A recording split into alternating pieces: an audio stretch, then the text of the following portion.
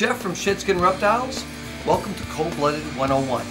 The reason why we come up with this is because we want to give out the information and the knowledge that we have so you can pick the right animal for you. And we're talking about reptiles. For you reptile geeks out there, and I do mean you, we're talking about snakes, lizards, amphibians, arachnids, and all the other creepy stuff. The first thing we want to talk about is what are reptiles. Reptiles are cold-blooded animals that require heat. They shed their skin, and by shedding their skin, they actually are growing, all right? So that's kind of cool. And by the skin, I'm talking about this stuff up here. Cold-Blooded 101 is here to give you good information about how to take care of your reptile, all right? And what that involves in the type of food you need to have. Also, the lighting. Very important. You got to have your ultraviolet, you got to have your heat source. You get into your drip systems, your fog machines, your bedding, the type of cages you use, from aquariums to people that make the cages for you made out of wood. Temperatures, humidity, eating habits. Eating habits are unusual. You're talking about insectivores that totally eat insects. We're talking about vegetarians, the ones that eat all the greens out there. And then you get into your meat eaters, the ones that eat mice, rats, chicken. Cold-Blooded 101 is here to teach you about how to take care of your animals. The correct lighting system, what type of food you have to have, how to clean your cages, and also safety. Very important. Hey, Cold-Blooded 101. We're here to show you a bunch of reptiles. Today it's going to be pythons, reticulated pythons. Big snakes, dude. Safety is the #1 thing, believe me.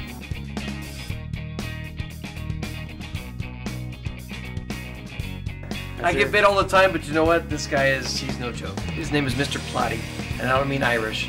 I just gave him that name because he's a platinum reticulated python. Now this is a reticulated python. This is a boy though, so they average maybe 12, 15 feet, close to 200 pounds. That is a big snake, bigger than me. And something like this you can't tangle with unless you have somebody with you. And I've got someone with me just in case something like this happens or the cameraman decides to run. This guy loves rabbits.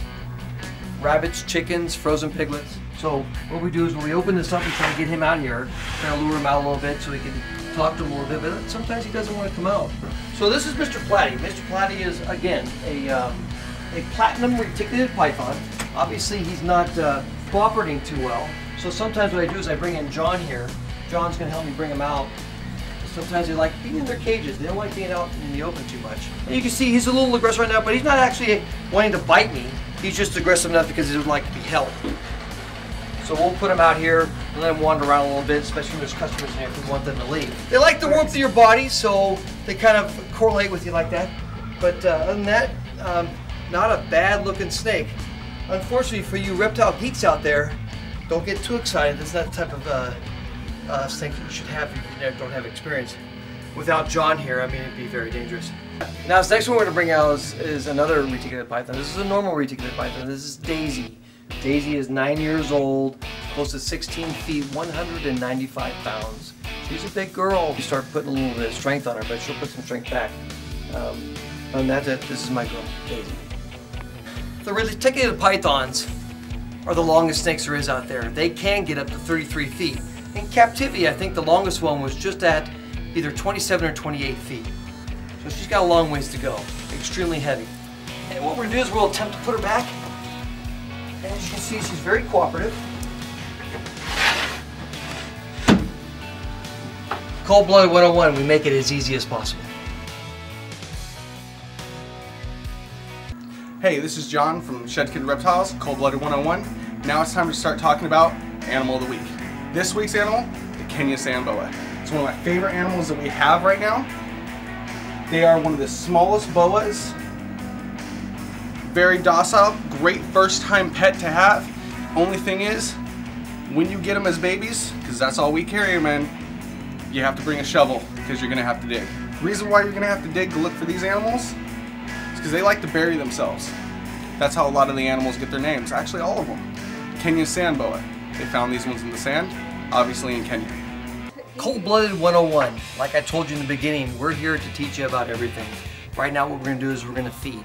Okay, so this is Mr. Platy. We're about to feed him a rabbit, and what I do is to make it simple, as I don't allow a rabbit to run around, okay? I put him on a big old tongs like this, and I pick up the rabbit, and yes, the rabbit is alive. I apologize, but this is what's going to happen. So Mr. Platy obviously is understanding this is going on right now, so what we do is, as you can tell, Mr. Platy is getting very excited about this, and we're sticking in the rabbit, and Mr. Platy's going to lick a few times and then grab. And then there you go. For those of you who don't understand what's going on, what's happening is that almost all snakes constrict, and what he's doing is he's constricting until he doesn't feel the heart beating anymore, and obviously the rabbit's dead, and then eventually the snake will eat it. And usually they start from the head and then go down to the tail. You should be paying attention to these snakes all the time. I got bit about a week ago, and I was feeding another reticulated python because I was talking to somebody. You got to be very, very careful. So when I get asked if you ever got bit before, yeah, as a person that rides skateboards, if they were falling before and broken a leg, obviously they do.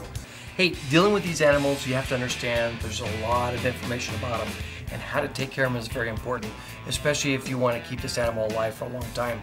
Feeding them.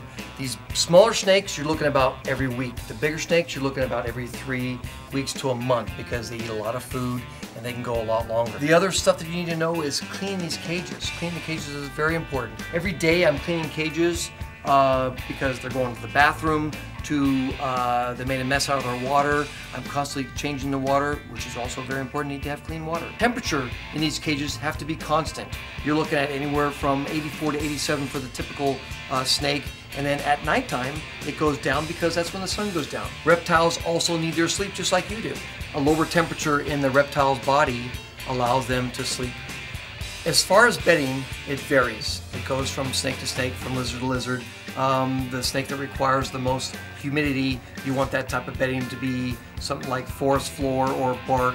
And then you got other type of bedding that you can see Mr. Platy's in. It's wood shavings. Wood shavings is okay. It's inexpensive, but it's something easier to clean. You're spot cleaning constantly. As you can see in Mr. Platy's cage, you have a couple of areas where he went poop. And unfortunately, that's what you have to clean out. Hey, here at Cold Blood 101, we're just trying to give you the basic information so you can have yourself a nice pet.